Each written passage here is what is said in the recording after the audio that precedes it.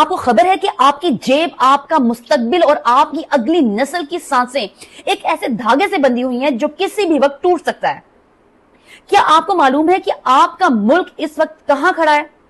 لوگ کہتے ہیں کہ پاکستان ڈیفالٹ ہونے والا ہے، لیکن حقیقت یہ ہے کہ ہم لوگ ایک ایسی کھائی کے دھانے پہ کھڑے ہیں جہاں سے واپسی کا راستہ ہر گزرتے دن کے ساتھ مزید دھندلا ہوتا جا رہا ہے۔ آج ہم بات کریں گے کڑوی سچائیوں کی، اعداد و شمار کی اور اس خاموش تباہی کی جس کی ذمہ دار صرف ہماری پالیسیاں ہیں۔ میں ہوں آپ کی خبرباز باجی اور آج ہم کھولیں گے معیشت کی بند فائلیں۔ آئیں پہلے ذرا حقیقتوں کو دیکھتے ہیں۔ سوشل میڈیا پر شور ہے کہ 50% یا 75% پر ڈیفالٹ ہو جائے گا، مگر سچ یہ ہے کہ سرکاری اعداد و شمار کے مطابق ہمارے کل قرضوں کا بوجھ جی ٹی پی کے 83% تک جا پہنچا ہے۔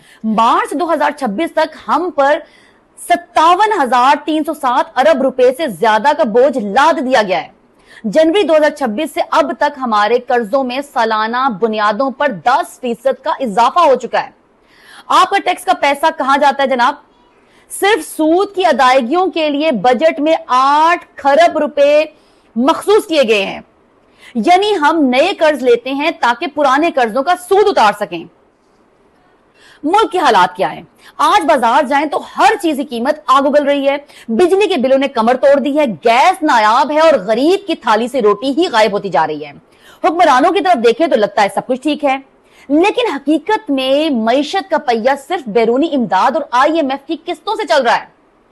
ہم اس وقت ایک ایسی مشین ہے جو ایندھن ڈالنے پر چلتی ہے، یعنی کہ قرضہ ڈالنے پر، اور جو ہی ایندھن ختم ہوتا ہے ہم پھر سے دنیا کے سامنے ہاتھ پھیلانے پر مجبور ہو جاتے ہیں۔ اگر ہم اس رفتار سے چلتے رہے تو کیا ہوگا؟ روپیہ مزید گرے گا، چیزیں اور مہنگی ہو جائیں گی اور قوت خرید بالکل ختم ہو جائے گی۔ جب ملک ڈیفالٹ کے کنارے ہوتا ہے تو کوئی باہر سے یہاں پیسہ لگانے نہیں آتا، صنعتیں بند ہوں گی، بے روزگاری بڑھے گی اور ہمارے نوجوانوں کے لیے ملک میں کوئی مستقبل نہیں بچے گا۔ جب ہم قرض کے محتاج رہیں گے تو فیصلے بھی ہم خود نہیں کریں گے۔ اب سوال یہ ہے کہ حکومت کا کردار کیا ہے؟ کیا صرف بجٹ پیش کر دینا اور IMF کے پاس چلے جانا یہی حکمرانی ہے؟ حکومت کی ترجیحات میں کہیں بھی پیداواری معیشت نہیں دکھائی دیتی، نہ برآمدات بڑھانے کا کوئی خاص ارادہ ہے، نہ صنعتوں کو سستا ایندھن دینے کا کوئی منصوبہ ہے۔ حکومت کا کام صرف ٹیکسوں کا بوجھ بڑھانا رہ گیا ہے۔ بجٹ میں سود کے لیے 8 کھرب رکھ دینا یہ بتاتا ہے کہ ہم اپنی ترقی کے لیے نہیں بلکہ اپنے قرضوں کے تحفظ کے لیے کام کر رہے ہیں۔ تو جناب، خبرباز باجی کا آج کا خلاصہ یہی ہے کہ یہ وقت خاموش تماشائی بننے کا نہیں ہے۔ ہمیں یہ پوچھنا ہوگا کہ آخر ہم کب تک قرضوں کی اس دلدل میں دھنستے رہیں گے؟ کب ہماری حکومت ایسی پالیسیاں بنائے گی جو ہمیں قرضوں سے نکال کر پیداوار کی طرف لے کے جائے گی؟ کمنٹ باکس میں بھی رائے ضرور دیں کہ آپ کو لگتا ہے کہ ہم اس بحران سے کبھی نکل سکتے ہیں؟